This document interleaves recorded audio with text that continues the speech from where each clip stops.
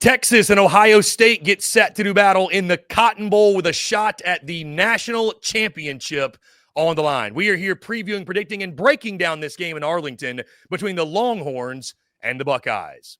Hello, everyone. I'm Chris Phillips. He's Dave Shumate. He is Cole Thompson. Appreciate each and every single one of you tuning in. Make sure you like, subscribe, turn notifications. Check us out via podcast, wherever you get your podcast. You can also find us across all social media platforms, as well as our website, SECUnfiltered.com. We're brought to you by our friends over at Prize Picks. Go to prizepicks.com. Use promo code SECU at sign up to get $50 instantly when you play your first $5 or more lineup. Guys, college football, college basketball, NBA, NFL, NHL, everything in between, they've got it over at Prize Picks. So again, that's prizepicks.com, promo code SECU to get a $50 bonus instantly when you play your first $5 or more lineup. The Texas Longhorns and Ohio State Buckeyes meet with a shot at the national championship game on the line. We are here previewing, predicting, and breaking down this game. I am Chris Phillips. Helping me do so, my good friends Dave Shumate and Cole Thompson join me once again. Fellas, what's going on? Appreciate you taking the time and excited to break down this semifinal matchup with you. CP Bear, it's an honor to break this conversation with you guys, as we always do on these previews. Interesting game here. I think we're all kind of fired up about it. I think since the playoffs were announced, I think this is where, I think y'all would agree too, I was kind of set on, I think this is where Texas is going to kind of, we're meeting a fork in the road. Obviously, you win, you go home, lose, or win, you continue on in the national championship game, you lose, you're out. Like, obviously. But I think this was the matchup that we're like, all right, this is where they can legitimately get beat. And I think it's obvious right now. I think I underestimated Arizona State's just overall game plan coming into that. And I think most people probably were like, I thought Texas would have more success on the ground against Arizona State than they did. So that was underestimated. That was totally underwhelming. I think we're all in agreement. I don't think it takes a genius or any football savant to admit this. I think Texas is going to have to play better than we've seen them play probably all year, if we're being honest, to win this game. If we get what we've got out of Ohio State the last two games, and that's the thing. Ohio State now kind of the roles are reversed. They were doubted for, 4 weeks after the Michigan game. They were doubted for 4 weeks. Now it's kind of, hey, they went and hammered Tennessee. Oh, they went and got revenge in the Rose Bowl, hammered Oregon. Does Ohio State still have that hunger? I think they do. I'm not really worried about that, but it's a conversation to bring up. And then what Quinn Ewers doing, because I think the weight of this game is going to have to be on his shoulders. He's probably has to play one of his best games of his life to win this game, especially if we keep seeing Ohio State play the way they are. So I'm fired up for this matchup. It's going to be a great game across the board. I'm sure we'll have some Ohio State Big Ten people joining us. Welcome to the party, folks. This should be a good one. Ohio State fans already pissed me off, and this game hasn't even gone underway. Let me make this abundantly clear, and I am so sick of the generalization of what you think Texas is. So when they won the Rose Bowl over Oregon in dominant fashion, proving that they are the best team in college football when all the bells and whistles are clicking, they post a graphic of them going down to Arlington.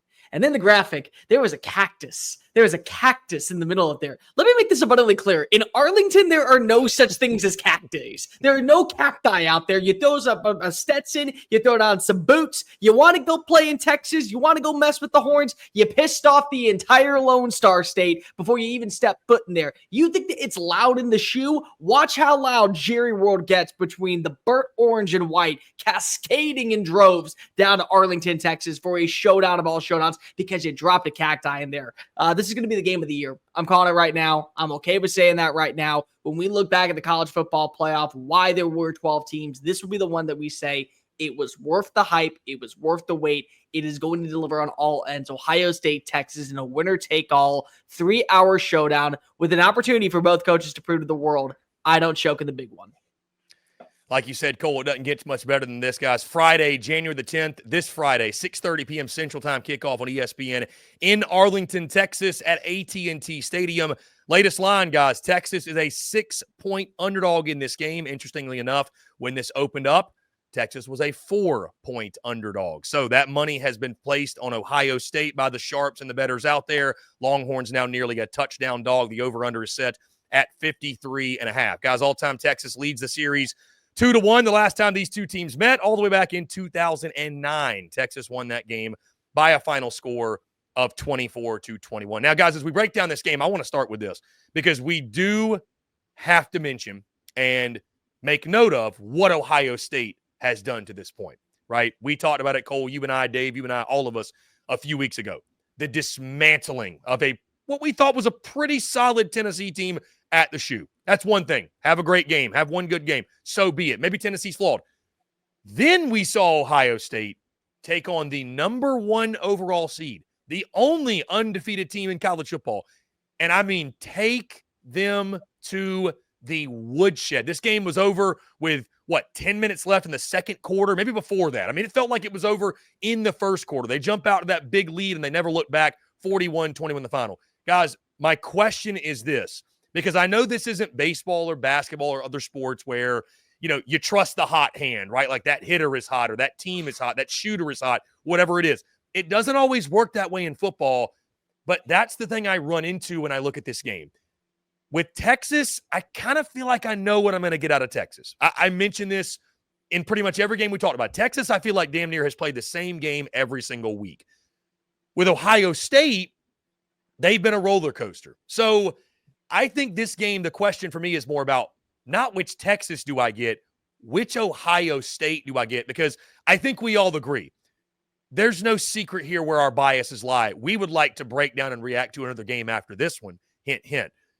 If that version of Ohio State shows up, we've seen the last 2 games, not only will Texas not beat them, I don't think there's a team in college football that would. So how much does it play in for you guys about riding the hot hand? And I mean, the question for me I run into is, again, can anybody stop Ohio State at this point? Because it feels like they're on a mission right now. I think if Will Howard keeps playing the way he's playing right now, no. I think that's the total key to this Ohio State across the board, Ohio State team across the board. I mean, the dude is played arguably like the best quarterback in this playoff so far. I mean, dude, Ben's unbelievable. Again, this will be the best wide receiver group Texas has faced. You could say the same about Ohio State's receivers, though. This is arguably the best secondary they will face as well. I mean, it's kind of a big boy. I mean, it's kind of the big boy showdown on the outside here, honestly. I mean, if you want to, you got Ohio State's big-time wide receivers. We know about Jeremiah Smith, MYBOOKIE. I mean, we got, Andrew Makuba on the other side, Michael Taft, Jahdae Barron. Will Jahdae Barron follow Jeremiah Smith? Those are questions to be asked. I don't know. This Ohio State team, though, they kind of feel like they're dialing everything up. They're almost like that team, like a UConn team in basketball. It's like, hey, you know what? They may not have won their conference. They may have finished second in the Big East, to use a basketball analogy here. But you know what? They get a top 3 or 4 seed in the NCAA tournament, and they're just playing.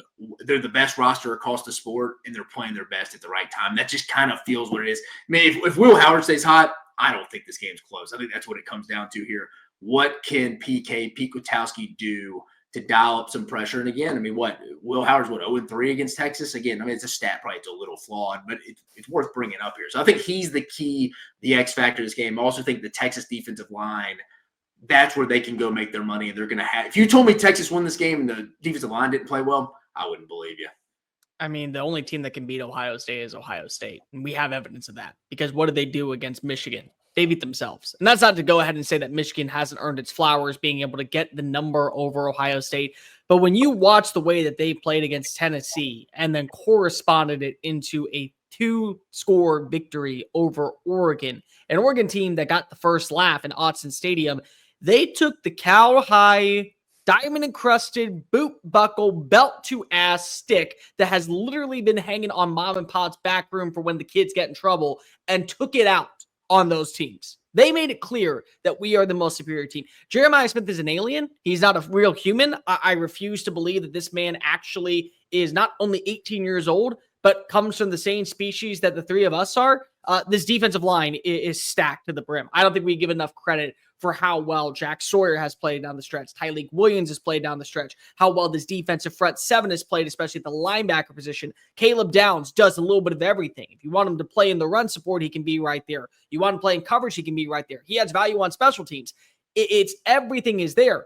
But when Ohio State gets in its own way, and this is really what it comes down to for Ryan Day, when he gets in his own way and wants to kind of show the world, this is who we are. This is our type of team. Well, it ends up coming back to bite you in the ass. And the only person holding an L is you. And then there come the rumors and the speculation. You should be on the hot seat. You should be back here. For starters, I understand Ohio State fans. We are fanatics. We love college football. And we get why you care so much about the sport. You're not finding much better than Ryan Day. You're not. So let's pump the brakes on saying let's go ahead and show him the door unless you have a guaranteed bona fide already better option waiting in the wings, signed on the dotted line before you even get to his office to tell him to start packing.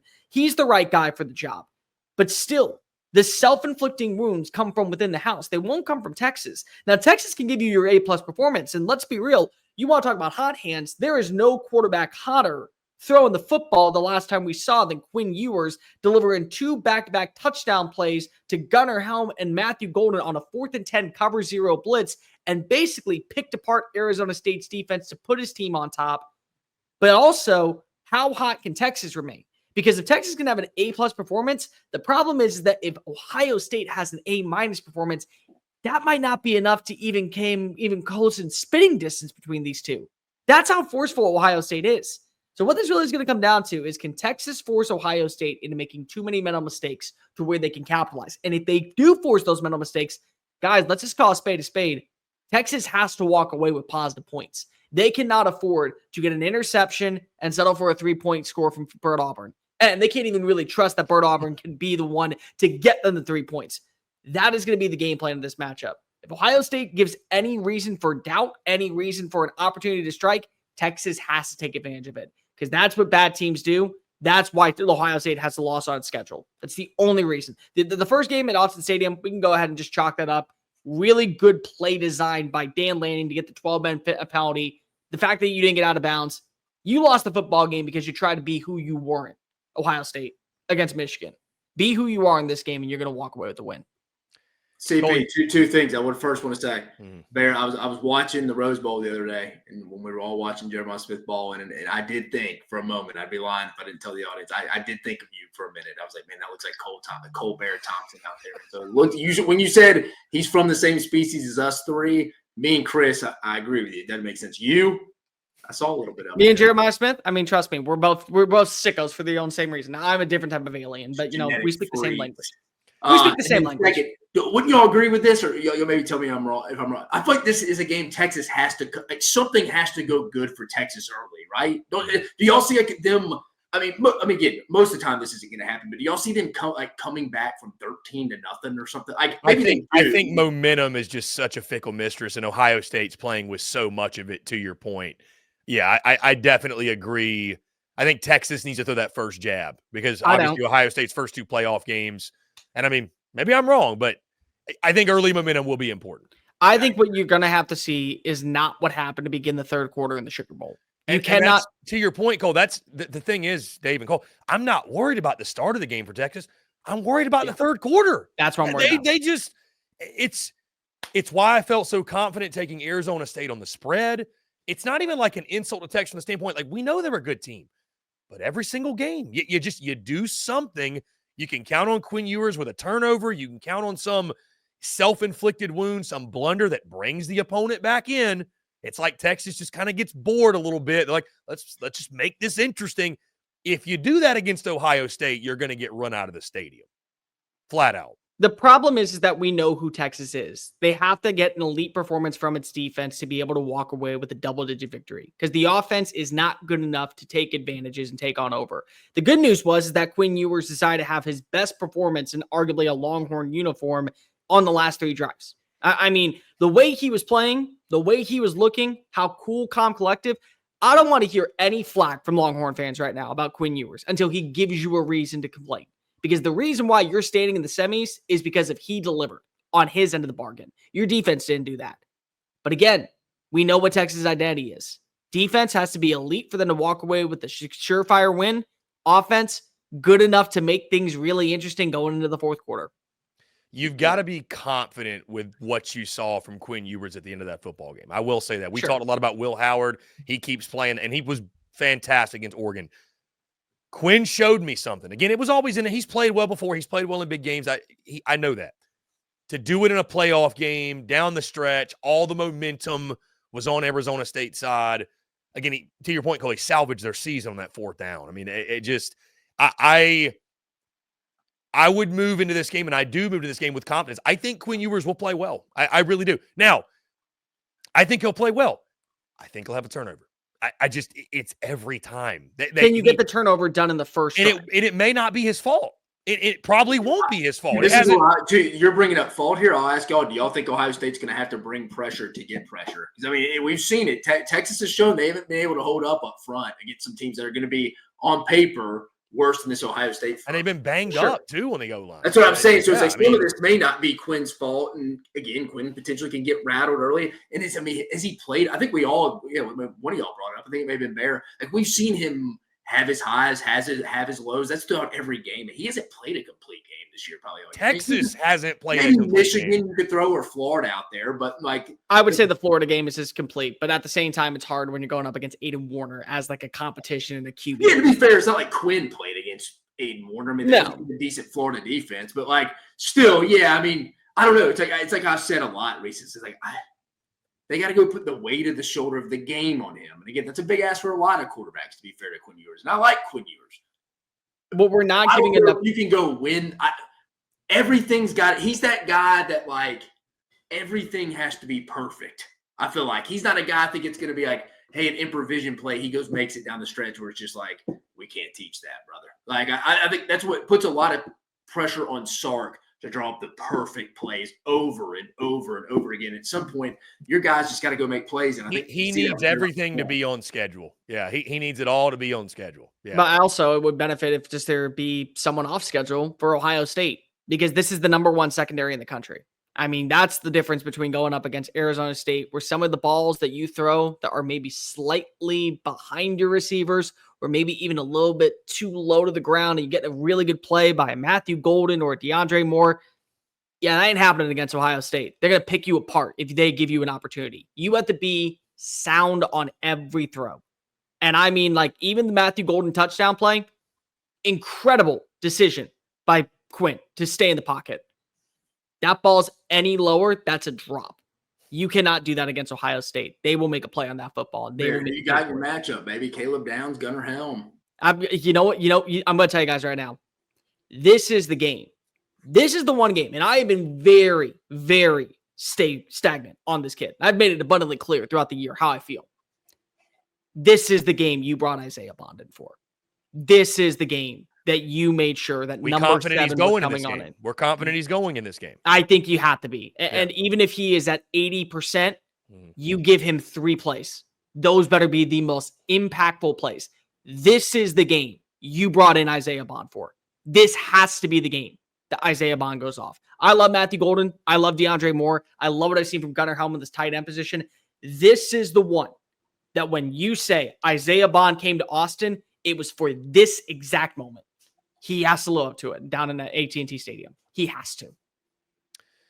Guys, we've talked a lot about Texas offensively. I think defensively is where, again, they're going to have to be elite on that side of the football to win this game. I mean, you look at Ohio State, and again, I just think the overall matchup, Texas, how does their front 7 match up against what's a really potent Ohio State running game and was really, really good against Oregon? Obviously, Travion Henderson went 8 for 94, 2 touchdowns. Quinshon Judkins, again, a name we're very familiar with, 17 for 85 in that game. And then you look at, again, Texas's secondary, which, has been – they're really good. They're a good secondary. But once again, we saw Sam Levitt throw, and I guess 42 of it came from Cam Scatterbo. So I do – let's give the credit there. And I think, 32 came from the Floyd kids. It was a couple. But we saw Sam Levitt have some success in the passing game, and this was with a group of receivers. They were missing their top guy. Again, Scatterbo, give him all the credit in the world. He was a leading receiver, leading rusher. He was what he thought he was going to be. But you mentioned Ohio State's wide receivers and what they're going to trot out there on the outside with Jeremiah Smith and MYBOOKIE. And we talked about these guys earlier. I'm more worried about Texas defensively than I am offensively, and I'm surprised to be saying that because Texas's defense has been the thing that I could count on, but I just think the way Ohio State's rolling right now, they can beat you in so many different ways. You mentioned Jeremiah Smith is literally a robot, 7 for 187, 2 touchdowns against Oregon. I go back to the Clemson game. Cade Klubnik played really well. They were down. Obviously, they had to throw it, but this Texas defense, as elite as they are, they have not been tested like they will be tested. They just haven't. So I'm a little more. I don't know. I'm a little more concerned about the defense if I'm being totally honest here. I don't know. I don't know, CP. It's a little. That is a little. I'm worried about both sides, but I'm more worried about the offensive line and Quinn Ewers, just that unison of just the right hand know what the left hand's doing kind of thing, because they're going to have to work in unison. And I think it comes down to really if Texas can't block just the front four of Jack Sawyer, JT Tumaloya, Tyleek Williams on the inside, if they can't block that, and Jim Knowles can just drop more people back and doesn't have to worry about bringing generating. Hey, pressure. they need to run. They need to run the ball. It may be. It may not matter. This could be a blowout. I think that's what concerns me a little bit. I don't think any of us can really answer that right. I mean, Jim Knowles can tell us, but again, we're not going to know that. I think that's the interesting piece there. Texas, if you're Kyle Flood, Steve Sarkisian, we have to hold up, guys. If they're getting home before. I mean, you got to run the ball too. You got to run the ball. You got to be able to run the football. You're right. I thought they would have a little more success last week. 53 yards against Arizona State. Can't happen. Cannot happen. I can tell you right now, the thing that I'm most concerned of, if you are talking about Texas defense, we got a good look at it last week. Sam Levitt got to stand in the back pocket, watch his Texas dropped 8, then he took off running, and then he picked up a first down, and then he got a second down, and then he utilized his legs. And I'm not saying that Sam Levitt is carries for 60 yards. Cole, he's not an elite runner, but he is a damn good one. He's a great improviser. You brought in Will Howard because you knew you could trust his legs. Guy has 7 touchdowns on the year. There are design plays for 18 to just wait for the plays to unfold downfield to where he tucks and runs and he gets a first down. That's what I'm afraid of for Texas. That when you watch, they're going to be so codependent on making sure that Jeremiah Smith doesn't beat you, and making sure that Carnell Tate isn't getting open, and making sure that MYBOOKIE isn't doing anything. And you're blocking down on Travion Henderson out of the backfield, or Quinshawn Judkins in the flats. And there goes Will Howard. And Will Howard now is a first down. And now you got to move the sticks. And now they're playing up tempo. And now they got you right where they want you, because you're getting too transparent to where you're going to be playing close to the box. You can't send Ant Hill out. You can't send David Benda out. You got to be able to kind of have a spy on him right over the middle. There you go. Jeremiah Smith, 6 points. That's what is terrifying for me about Texas, because Sam Levitt showed you last week that if you give him time to have a clean pocket, he is not afraid to tuck and run. Will Howard is not afraid to tuck and run. Will Howard plays football like he's Ben Roethlisberger, like he's Josh Allen. He is not afraid to lower the shoulder to get those few extra yards. He is not afraid to make a head-on collision as long as it ends with him moving the sticks. And there is actual evidence now that for Texas, if they play too far deep back, they're going to give up that first down. They're going to let him get a few extra yards for comfort. And now that is going to open up the playbook, and it's going to put you on skates. That is the last thing you want if you're Texas in this game. It nearly happened at times with Kate Klubnik. It happened at times last week against Sam Levitt. It can absolutely happen against Will Howard. And Howard can beat you with his arm. I mean, I will be one of the very first people to say I was not the biggest believer in Will Howard after his performance in the Michigan game. I thought that he was probably a quarterback that needed to gain some momentum. Dude has all the momentum. He is basically the hottest player at a blackjack table. He is hitting 21 every single time, and he is tipping the waitress $50 for every single hand, because if he just got money to spend. That's what you got right now in the backfield for Ohio State. If he has any success on the ground, you're in a lot of trouble if you're Texas, because they can run the football, but they can run it with a quarterback too. Just to put in perspective how good Ohio State has been, and go back to what Dave said about Texas's offensive line, can they protect? Can they run the football? What Ohio State did to Oregon is just, I mean, doubled them up yardage-wise. But more impressively, they beat them the way they did. Oregon didn't turn it over. And they finished with negative 23 rushing yards, did Oregon. Now, I think both defensive lines have a big advantage in this game. I will say the thing that does match up extremely well for Texas is they will be going up against an offensive line that has been banged up a little bit. It's done a good job of reassessing its courses. And that offensive line also went up against Oregon and Tennessee, 2 of the deepest defensive lines in college football, and they handle business. But again, this is Texas. I mean, Texas, when it plays up to the standard, guys, we're talking about the 2 best defenses in college football giving us a 60-minute show. Like, that's what we're talking about. Yeah. It's going to be in Arlington on a Friday night. I think when we're talking about who ultimately, when we're reacting to this, I think we're going to be saying a lot about the winner impressed with their offensive line play. Somebody's going to be and to be fair to Ohio State, since the playoffs started, they've played well. They've held up. I think if Texas is to win this game, and we're talking about them, it's going to be, damn, they had a good night tonight. And that's kind of what we've been missing, seeing them from a lot of like the consistency throughout the whole year. Ohio State would be like, hey, welcome to the 25 playoff now, continue run with them. But the whole year, that's kind of been their weakness. So they're playing well right now. I mean, it'll be interesting. I like both defensive lines, though, in this matchup. Do you think that there's going to be some insane special teams play? Because there was a special teams play that saved Texas with the Silas Bolden 76-yard return. There was one that nearly cost them a game. That might be the most underlying thing. Yeah, I mean, I'd be guessing if I said yeah. I mean, I don't know. I mean, there could be. Yeah, I'll say this, Cole. I think in a game like this, so much pressure, so much intensity. I think, too, you got to think about it's the 16th game of the season for both these teams. So, I mean, Texas should have blocked a punt in the first series. Yeah, the kid didn't close his eyes and just totally miss. Yeah, so I mean, I again, betting man, you give me the yes or no, I'll take the yes. I'll roll the dice, but I don't know. I could see it now. If you're saying is there going to be like a big special teams play, like somebody misses a field goal, or God forbid Texas attempts one, they're going to miss it. No offense, but I mean, I don't think Sark is going to have any conversations pre-kick with Bert Auburn this week. I don't think that's going to happen. Just let the kid do his work alone. That will forever live. That will forever live as a meme of him. They're smiling, giggling. He goes up there and he doinks it. I mean, I don't know, man. That was tough. It was a tough look. Guys, that being said, let's go ahead and lock it in, man. We'll get in our predictions, lock in our picks for this one.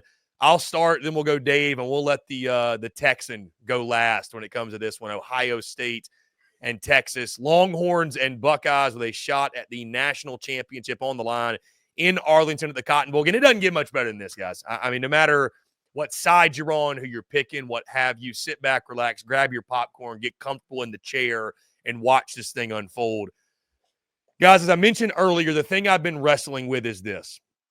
Because I look at this Texas team, and I think they are what they are. I just think at some point, like, I can't look at Texas and say they're going to be something they have not been. Now, again, we've seen glimpses, but to your point, it was Aiden Warner in Florida. It wasn't, for the most part, they are who they are, which is really, really good. It's really good. But at times, they do things or just the damnedest things happen, right? I said that last week. Damnedest things happen when it comes to Texas. You hand the ball off, and it pops out of the running back's hands, and Quinn Ewers recovers it or catches it or whatever and goes down for a safety. How does that happen? Only to Texas. It just, stuff like that has happened. A ball gets batted up. It gets intercepted. Then they come back and they win the game, and Quinn Ewers makes big plays, but they have to go to overtime. So Texas is really, really good. They're really, really talented. The thing I come back to, though, is this. It all comes back to me, what does Ohio State do? That's the thing. Because I think we all agree, I think even the most diehard Texas fan would agree. If Ohio State continues on this roll that they've been on, there's nobody in college football that can beat them, and they will win the national championship. I don't think that's a hot take because they have pulverized Tennessee and Oregon. Can they stay that hot, though? That's the question. Now, if it was one game, I'd be like, hey, I'm skeptical. 2 games in a row, all of a sudden we have a trend. Like there's that's what they call a winning streak, as they say in baseball. It's so all of a sudden we got a trend. Ohio State has caught real fire. I think Quinn Ewers is going to play really, really well. I think they're going to run the ball better. I do. I think the offensive line is going to play better than it did against Arizona State. Like I mentioned, you guys, I'm slightly concerned about the defense just because of the matchups on the outside and the balance with the running game and some of the things I saw again against the Sun Devils. I've wrestled with this one. I go back and forth. Texas absolutely can win this football game. There's no doubt. They can win this football game. But for me to pick Texas would go against everything that I feel like I know about them at this point and what I believe about Ohio State. I know Texas is supremely talented. I know you could damn near argue an elite football team. I also know they're going to make some self-inflicted error and some critical mistake that I don't think they're going to be able to recover from in a game like this. And what I know about Ohio State right now, and they'll have to prove me wrong, they're the hottest team in the country. And momentum is a real thing. I don't know if the Michigan loss was like something they needed to galvanize them. They needed the hounds to come at Ryan Day to bring them together or whatever, but something happened. Some switch has flipped for Ohio State. And what we thought at the beginning of the year was arguably the most talented roster in college football, we're seeing it play out on the field. Like that, you watch them and you're like, that's easily the best roster. How did they lose a game this season? So I'll be honest with you. When this matchup was first announced, I thought to myself, this one's not even going to be close. It's going to be a little bit closer than I think I originally first thought. But Ohio State, red hot. Texas, really good. But Texas is who they are. They will make that critical mistake, whether it's a Quinn Ewers turnover, it's some sort of blunder, or again, some turnover in some other form or fashion. Ohio State will make them pay for it. And I do think the Buckeyes will punch their ticket to the national championship. Give me Ohio State 38, Texas 27. Again, a little bit higher scoring. I just think the Buckeyes are hot, man. I think they're hot, and I think momentum is going to matter. I think Dave's right. Texas needs to get off to a fast start because Ohio State gets up 14-0. And I don't think they're going to look back. I really don't, and I think it could get out of hand if that were to happen. I don't think that will. I think Quinn Ewers, again, going to play well. I know he's going to turn the football over. If he only turns it over once, they got a shot. If it's a crooked number, this game won't be close. I got Ohio State beating Texas 38-27, punching their ticket to the national title game. Yeah, Chris, you hit on a bunch of good points. I know Bear will too. I'm with you. Me picking Texas in this game, I feel like would go against everything my eyes have been telling me here recently. And again, I'm treating Ohio State again. I hate using this basketball analogy here on our football side, but they do just feel like UConn from last year. Like, hey, took some losses, didn't win the league, didn't live up to expectation, but they were playing their best. They were probably the best team all year. You paid for it. There's nothing wrong with that. I know some people in comments get mad on that. It's the name of the game. I mean, it's always been the name of the game, but now, hey, it took the black market out, and any Joe Schmo can help with this. So it is what it is. You're taking advantage of the system as you should. But this is the Ohio State team, to your point, Chris. It's what we expected to see all year. They seem like they're playing with it right now. Now, the only thing it would give you a hiccup potentially is, can they keep that same hunger? Because the roles have been reversed to some extent. I think most people out there are picking Ohio State to win this game. So the roles are reversed from that perspective. But at the end of the day, the emotion, people doubting, that wears off after about a couple of series. And then it's football. And like I keep saying, I like both lines of scrimmage in this game.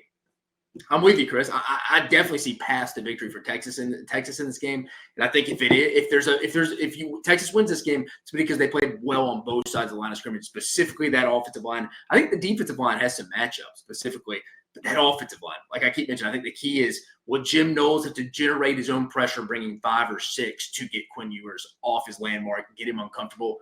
We don't know. If they're just getting home with 4, with Tuamaloa and then with Jack Sawyer, it could smell trouble because they're just dropping back, and that's going to be it. And like I said, I don't trust Quinn Ewers from a perspective of going to put the whole weight of the world on his shoulder. And again, a lot of quarterbacks can't do this, but I think you got to stay ahead of script with him. Everything's got to be perfect. Like I've mentioned all the time, since all season, he doesn't throw guys open. He doesn't anticipate as a thrower.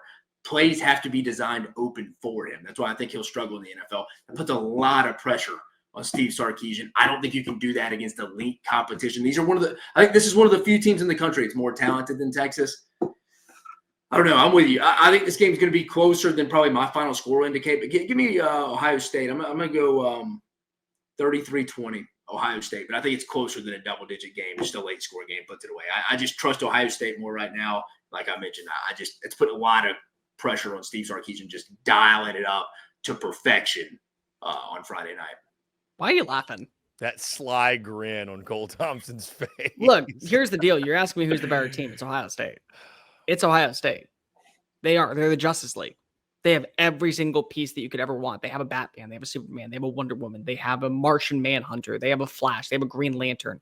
And it all depends on who do you want to be each role. Do you need to have Superman be Jeremiah Smith? Do you need Batman with all of the mechanical belt with every gadget under the sun to be a Will Howard? Do you need the fastest man on the planet to be a dude like a Mecha Ibuka? Do you need the power of the ocean from Atlantis to be Caleb Downs? They have everything, and they sit inside of their cathedral of chaos in the shoe where they dominate against opposing teams. And it doesn't matter the competition they go up against so long as it's not self-inflicting wounds. They do that. And Texas is good. Texas is still, for my money, the second or third best roster in college football this year. You can't sell me otherwise. They also are the Avengers. The Avengers are awesome. The Avengers have multiple pieces just like the Justice League. They got their man with all the gadgets. That's Quinn Ewers working behind the scenes. They got their Thor. Their Thor is Vernon Broughton. Their Thor is Colin Simmons. Their Thor is anyone on that defense line. They have their Captain America. That's Matthew Golden. He is the most underrated player in America right now, and so he represents the red, white, and blue on the 40 acres. He has all the pieces there. If this is a game that comes down to Texas beating itself, then absolutely Ohio State wins. This is a game where Ohio State beats itself. Texas still has to play a perfect performance because if they don't have all the pieces and they don't have the momentum the exact same way. But here's the beauty of it all, ladies and gentlemen, that you guys seem to forget about. Games in Texas. Games out in Arlington. Games out where the Lone Star Pride comes in droves. Longhorn Nation travels. They want to watch their team make a job done. And I truly do believe that this is the game that you signed up to go bring in Isaiah Bond. This is the game where you asked him, 7, live up to your name. Be that assassin. Slice and dice and pick apart this defense. Put yourself in a great spot. You know Caleb Downs' weakness. You went against him. He was your teammate. You know exactly what he can do and what he can't. Put yourself up there. This is a game where Calvin Banks proves that he is the top offensive tackle in the NFL draft. This is a game where you have to be able to establish the run. This is a game where you have a field goal. And by the way, I don't know if you guys know this, but you guys continue to talk all this nonsense, all this bull hockey in words that I would say about Quinn Ewers not having ice in his veins, not being the dude to deliver. Dude just delivered. Dude saved his season. Dude saved the season against Alabama a couple years ago. Dude set a Big 12 record against Oklahoma State. Dude wouldn't have been in overtime against Will Howard. That was Malik Murphy out there. Keep in mind, that wasn't Quinn Ewers. You had that shot. And you're going to tell me that right now, Southlake, Texas, literally 21 miles up the road from Arlington, he ain't going to deliver in front of the hometown crowd? He connects with Isaiah Bond for a 45-yard touchdown. And the Flower Mound native and the man who's missed more than he has made takes the field and gets the ultimate redemption story in the greatest college football game ever played. He may not be from the Plains, but Bert Auburn sends Texas the national championship for the first time since 2009. 27-24 Texas. Bert Auburn walks away a hero, and the folklore of Longhorn Nation resides forever in Arlington. War Eagle. God no. God no. I hope for Bert Auburn's sake that happens, Cole. Because Lord knows that kid, and thankfully he's not remembered for the Arizona State game. No. Quinn and the boys bailed him out. It would be an incredible redemption story. I'll say last thing too. I'd be lying if I told you guys part of my pick was that I ignored all the signs with Georgia when I picked Georgia Notre Dame. I ignored them all. I just gave the benefit of the doubt. I don't regret that pick, but I ignored them. And at the end of the day, it was like, well, they were who they were and they got beat. They finally, they had to pick on somebody their own size. Not granted, again, they played Texas and they beat them, but got to the playoff, picked on somebody their own size, and they got punched in the face. So I'm like, Texas, you've shown me your cards. You have. That doesn't mean they're not capable of, maybe they finally don't have that detrimental third quarter. Quinn Ewers doesn't have a turnover. They're capable. I just need to see it. I'll equate it to this. And maybe this will be kind of a crude and silly comparison, but I equate what happened with Georgia and what could potentially happen with Texas. It's like you're in that relationship with someone and they keep showing you the red flags over and over and over and over again, and you just keep ignoring them. And at some point down the road, back of your mind, you're like, it's going to blow up in my face at some point. That thing, if I don't address it especially, but that red flag an irreversible ick of mine, that's going to blow up in my face. And then one day the relationship crashes and burns and comes to an end. And you're like, it was that red flag I didn't pay attention to. Texas, as good as they are, they got red flags, and at some point, Ohio State's a team that can make them pay. Arizona State damn near made them pay. Ohio State is a lot better than the Sun Devils. So that's kind of where I come back on it. I will end with this. Regardless, I believe that this will be the game of the year. I truly believe that at the end of the day, Will Howard will deliver, Quinn Ewers will deliver, Matthew Golden, Isaiah Bond, Emeka Ibuka, Jeremiah Smith, both defenses will get some plays. Both special teams will make a big impact. This will be the game when we remember why we fell in love with college football. The last time that I remember watching college football and feeling this type of joy inside my heart was 2005. Anybody remember what happened 19 years ago when nobody wanted to believe in Texas besides Lee Corso? For a lot of us down here in the Lone Star State, that was the moment we fell in love with college football. For the next crop of young Buckeyes and Longhorns that reside in this great country, they will fall in love with college football. We will welcome them into the fraternity that is this madhouse that we live, eat, and breathe in the off season, through summer, through the workouts, through spring ball. We'll welcome them in with open arms because this will be a game that we surely will not forget. I speak for us all, no matter who the pick is or what your thoughts on this game is, what your head says. As SEC gentlemen, our heart says, hook 'em. Hook 'em, damn it. To hell with Ohio State. Guys, let us know your thoughts. How do you feel in this game? Texas or Ohio State? You agree with us? You disagree? How do you see this one playing out when the Longhorns and Buckeyes do battle in the Cotton Bowl? Guys, that's going to do all for us. Appreciate each and every single one of you tuning in. Again, make sure you like, subscribe, turn on notifications. Check us out via podcast, wherever you get your podcast. You can also find us across all social media platforms as well as our website, secunfiltered.com. For Dave Shumate and Cole Thompson, I'm Chris Phillips. Appreciate each and every single one of you tuning in, and we will catch you on the other side.